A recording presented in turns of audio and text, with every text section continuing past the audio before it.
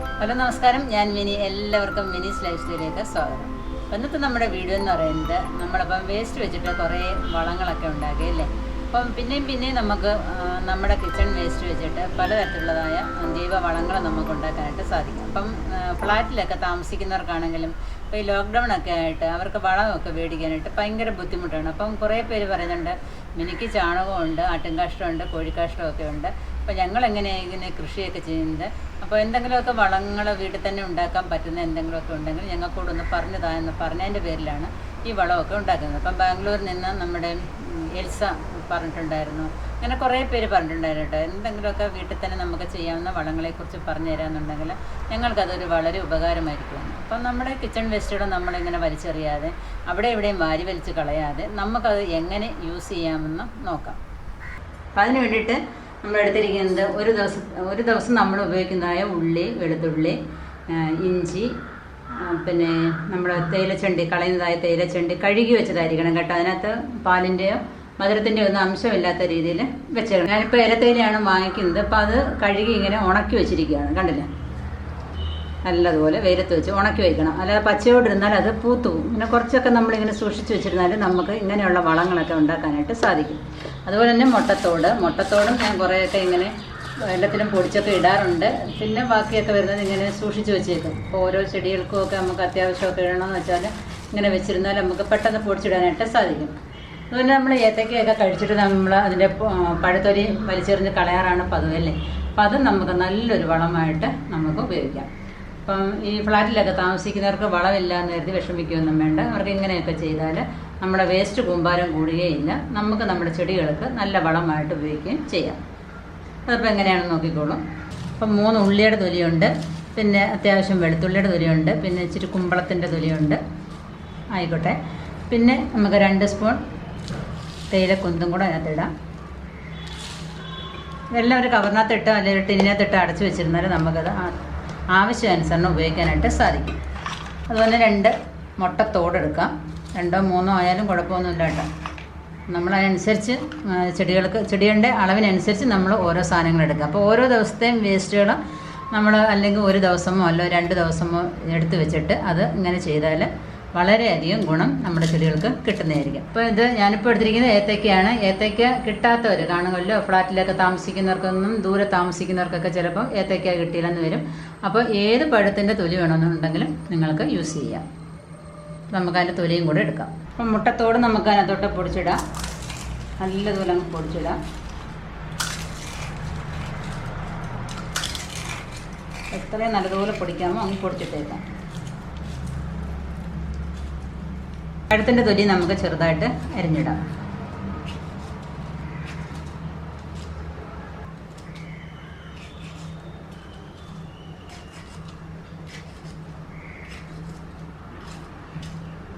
ഇത്രയും സാധനങ്ങളുണ്ട്. ഇത്രയും സാധനങ്ങൾ നമ്മൾ എന്ത് വേണമെന്നറിയാമോ, ഒന്നാമത് നമുക്കിത് മിക്സിയിൽ നല്ലതുപോലെ അടിച്ചതിന് ശേഷം നമുക്കിത് ഡൈല്യൂട്ട് ചെയ്തിട്ട് ഓരോ ചെടികളുടെയും ചുവട്ടിൽ കൊണ്ടുവന്ന് ഒഴിക്കാം. രണ്ടാമത്തെ കാര്യം എന്ന് പറഞ്ഞാൽ ഇത് തിളപ്പിച്ചിട്ട്, ഇത് നൈറ്റിൽ നമ്മൾ ഒരു ചരുവത്തിലിട്ട് തിളപ്പിച്ച് വെച്ചതിന് ശേഷം രാവിലെ എടുത്തിട്ട് നല്ലതുപോലെ പിഴിഞ്ഞിട്ട് ഓരോ ചെടിയുടെയും ചുവട്ടിൽ കൊണ്ടുവന്ന് ഒഴിച്ചാൽ നല്ലൊരു ഫെർട്ടിലൈസറായിട്ട് മാറും. അപ്പം 2 രീതിയായി. മൂന്നാമത്തെ രീതി എന്ന് പറഞ്ഞാൽ നമ്മുടെ വീട്ടിലെ വേസ്റ്റുകളെല്ലാം നമ്മളൊരു ബക്കറ്റിലിട്ടിട്ട് അതിനകത്ത് വെള്ളം ഒഴിച്ചിട്ടിരുന്നാൽ 4ഓ 5ഓ ദിവസം കഴിയുമ്പോൾ അതെല്ലാം നല്ലതുപോലെ ചീഞ്ഞു വരും. അതിനകത്ത് വേണമെന്നുണ്ടെങ്കിൽ നമ്മൾ പയറുപൊടിയോ എന്തെങ്കിലുമൊക്കെ ഇടാം. നമ്മുടെ വീട്ടിലിപ്പം ലോക്ക്ഡൗൺ ഒക്കെ ആയതുകൊണ്ട് പഴയ സാധനങ്ങളൊക്കെ ഇരുന്ന് ചിലപ്പം ഉളുമ്പൊക്കെ കയറിയിരിക്കുന്ന പയറൊക്കെ കാണുമായിരിക്കും അല്ലേ. അപ്പോൾ അതൊക്കെ എടുത്തിട്ട് എന്താണെന്ന് പറയുമ്പോൾ നമ്മൾ ആ വെള്ളത്തിൽ കൊണ്ടിട്ടിരുന്നാൽ നല്ലൊരു ഫെർട്ടിലൈസറായിട്ട് നമുക്ക് ഉപയോഗിക്കാം. പിന്നെയെന്ന് വെച്ചാൽ നമ്മൾ പിന്നെ കിച്ചൺ വേസ്റ്റ് വെച്ചിട്ട് ഒരു ജൈവ വളം നമ്മൾ ഉണ്ടാക്കിയിരുന്നു, ഒരു കമ്പോസ്റ്റ് നമ്മൾ ഉണ്ടാക്കിയിരുന്നു അല്ലേ. അത് കുറേ പേര് ചെയ്യുന്നുണ്ട്. അപ്പം അങ്ങനെ പല രൂപത്തിൽ നമുക്ക് നമ്മുടെ വീട്ടിലെ വേസ്റ്റുകളെ നമുക്ക് പ്രയോജനപ്പെടുത്തിയെടുക്കാനായിട്ട് സാധിക്കും. അപ്പോൾ ഇന്നിപ്പോൾ ഞാൻ കാണിക്കുന്നത് ഇതാണ്. ഇപ്പോൾ ഇത്രയും സാധനങ്ങൾ നമ്മൾ മിക്സിയിലിട്ട് അരച്ചുകൊണ്ട് വരാൻ പോവുകയാണ്.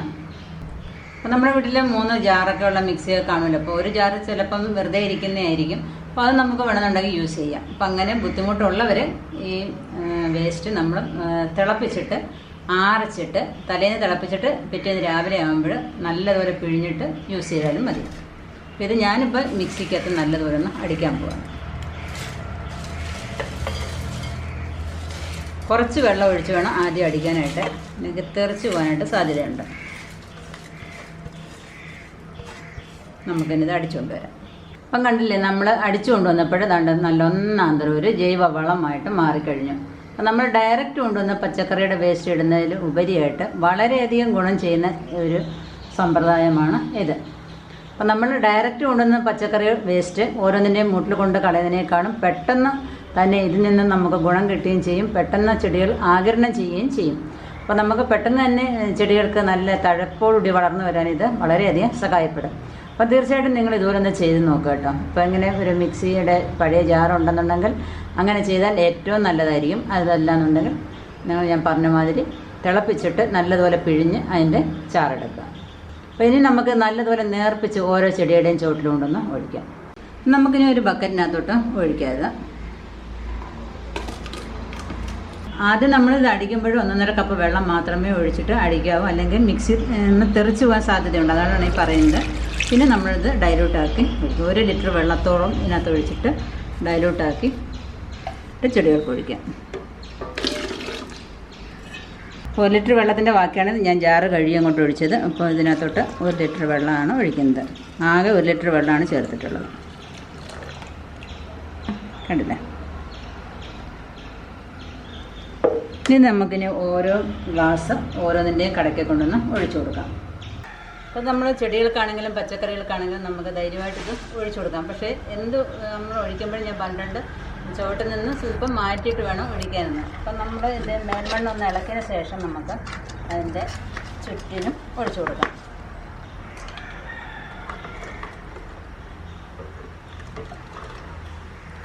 അതിന് ഇതുപോലെ ഒരു ഉപയോഗമില്ലാത്ത ഏതെങ്കിലും ഗ്ലാസ് എടുത്തിട്ട് അതിൻ്റെ ഓരോ ഗ്ലാസ് വീതം ചുറ്റിനും ഒഴിച്ചു കൊടുത്തേക്കാം.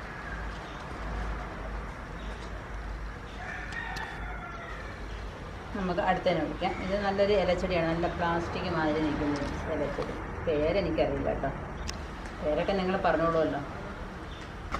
ഇത് നമ്മുടെ കണ്ണാടിച്ചെടി, ഹൃദയച്ചെടിയുടെ മണ്ണ് നമുക്ക് ഇളക്കി കൊടുത്തതിന് ശേഷം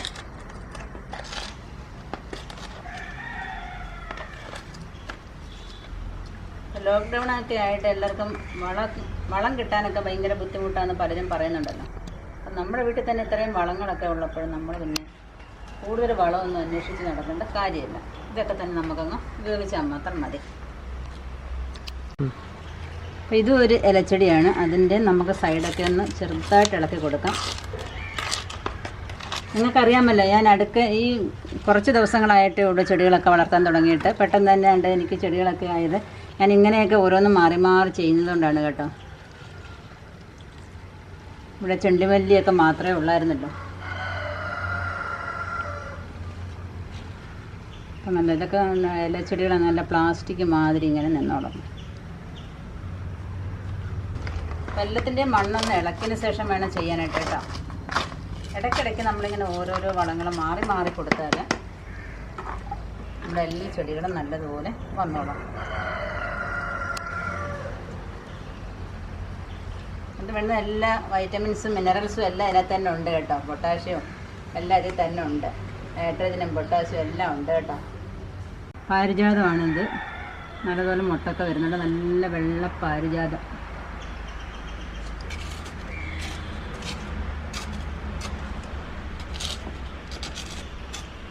ഇടയ്ക്കിടയ്ക്ക് നമ്മളിങ്ങനെ ഓരോ ചട്ടിയിലും ഇങ്ങനെ മണ്ണൊക്കെ ഒന്ന് ഇളക്കിയിട്ട് കൊടുക്കണം. വളം ഇട്ടില്ലെങ്കിലും നമ്മളിങ്ങനെ ഒരു മണ്ണിളക്കമൊക്കെ ഉണ്ടെന്നുണ്ടല്ലോ പെട്ടെന്ന് നമ്മുടെ പച്ചക്കറി ആണെങ്കിലും ചെടികളാണെന്നുണ്ടെങ്കിലും പെട്ടെന്ന് വളർന്നു വരും.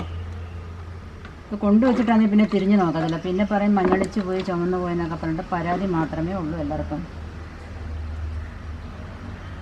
ഇങ്ങനെ ഒഴിച്ചാൽ ഈ ചെടികൾക്ക് പെട്ടെന്ന് ഇത് വലിച്ചെടുക്കാനായിട്ട് സാധിക്കും. മറ്റേ നമ്മൾ അതേപോലെ കൊണ്ടിട്ട് കൊടുത്താൽ ചിലപ്പോൾ അതിൻ്റെ തണ്ടിനൊക്കെ പൂപ്പായിലൊക്കെ പിടിക്കാനായിട്ട് സാധ്യതയുണ്ട്.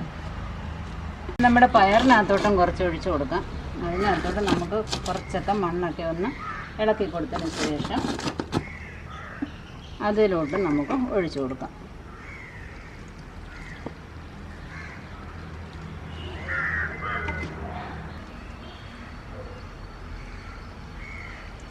ഒരു ദിവസത്തെ വേസ്റ്റ് ഉണ്ടെങ്കിൽ നമുക്ക് 4-5 ചെടികൾക്ക് നമുക്ക് എന്തായാലും ഒഴിക്കാനായിട്ട് സാധിക്കും. അപ്പോൾ 2 ദിവസത്തെ വേസ്റ്റ് നിങ്ങളിങ്ങനെ എടുത്ത് വെച്ച് തന്നിട്ട് ഓരോന്നിൻ്റെ ചുവട്ടിൽ കൊണ്ടുവന്ന് ഒഴിച്ചാൽ പിന്നെ നമുക്ക് പ്രത്യേകിച്ച് ജൈവവളമോ ചാണകമോ ഒന്നും ഇല്ലെങ്കിലും കുഴപ്പമില്ല.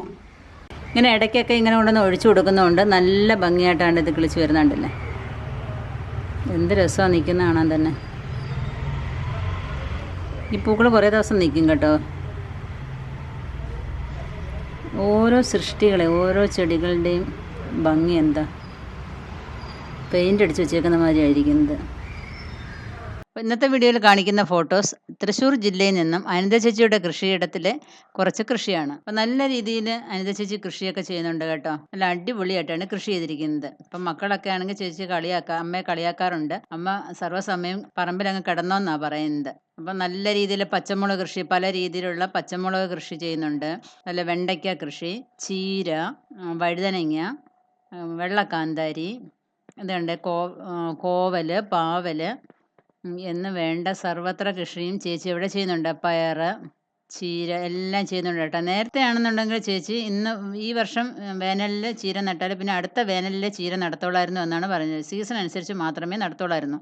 പക്ഷെ ഇപ്പം മിനീസ് ലൈഫ് സ്റ്റൈലൊക്കെ കണ്ട് ഇപ്പം ഞാൻ എല്ലാത്തിലും പറയാറുണ്ടല്ലോ, എപ്പോഴും നിങ്ങൾക്ക് പച്ചക്കറി കൃഷികൾ ചെയ്യാമെന്ന് ഞാൻ പറയുന്നുണ്ട്.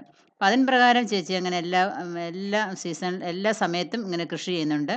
അപ്പോൾ എല്ലാ സമയത്തും ചേച്ചിയുടെ വീട്ടിൽ പച്ചക്കറി ഉണ്ടെന്നാണ് പറയുന്നത്. ആവശ്യത്തിന് ഉപയോഗിക്കുകയും ചെയ്യുന്നുണ്ട്, പിന്നെ അവർക്ക് കൊടുക്കാനും സാധിക്കുന്നുണ്ട് എന്നാണ് പറയുന്നത്. അപ്പോൾ നമ്മുടെ എല്ലാ ടിപ്സുകളും ചേച്ചി പ്രയോഗിക്കുകയും ചെയ്യുന്നുണ്ട്. അതിനനുസരിച്ച് വിളവും കിട്ടുന്നുണ്ട് എന്ന് പറഞ്ഞിട്ടുണ്ട്. അപ്പോൾ ഫോട്ടോസ് അയച്ചു തന്ന അനിത ചേച്ചിക്ക് ഒരുപാട് താങ്ക്സ്. അപ്പോൾ നിങ്ങൾക്ക് ഈ വീഡിയോ ഇഷ്ടപ്പെട്ടു എന്ന് വിചാരിക്കുന്നു. അപ്പോൾ തീർച്ചയായിട്ടും നിങ്ങളുടെ കിച്ചൺ വേസ്റ്റുകളെ ഇനി വലിച്ചെറിയാതെ ഇങ്ങനെ ഓരോന്നും നമുക്ക് ഓരോ പച്ചക്കറിക്കാണെങ്കിലും ചെടികൾക്കാണെങ്കിലും നമുക്കത് പ്രയോജനപ്പെടുത്തിയെടുക്കാനായിട്ട് സാധിക്കും. അപ്പോൾ നിങ്ങൾക്ക് ഈ വീഡിയോ ഇഷ്ടപ്പെട്ടതുണ്ടെങ്കിൽ ലൈക്ക് ചെയ്യാനും ഷെയർ ചെയ്യാനും സബ്സ്ക്രൈബ് ചെയ്യാനും മറക്കരുത്. സബ്സ്ക്രൈബ് ചെയ്യുമ്പോൾ തൊട്ടടുത്തുള്ള ബെല്ലൈക്കണും കൂടെ ഒന്ന് ക്ലിക്ക് ചെയ്താൽ ഞാനിടുന്ന വീഡിയോസിൻ്റെ ഒക്കെ നോട്ടിഫിക്കേഷൻ യഥാസമയം നിങ്ങൾക്ക് വരുന്നതായിരിക്കും. അതുപോലെ തന്നെ എൻ്റെ വീഡിയോസൊക്കെ നിങ്ങൾക്ക് യൂട്യൂബിലും ഫേസ്ബുക്കിലും ട്രെൽ എന്ന ആപ്പിലും നിങ്ങൾ കാണാവുന്നതാണ്. അതുപോലെ എൻ്റെ ഫേസ്ബുക്ക് പേജ് ഒന്ന് ലൈക്ക് ചെയ്ത് വേണം. അപ്പോൾ അടുത്ത വീഡിയോ കാണുന്നവരെ ഞാൻ നന്ദി, നമസ്കാരം.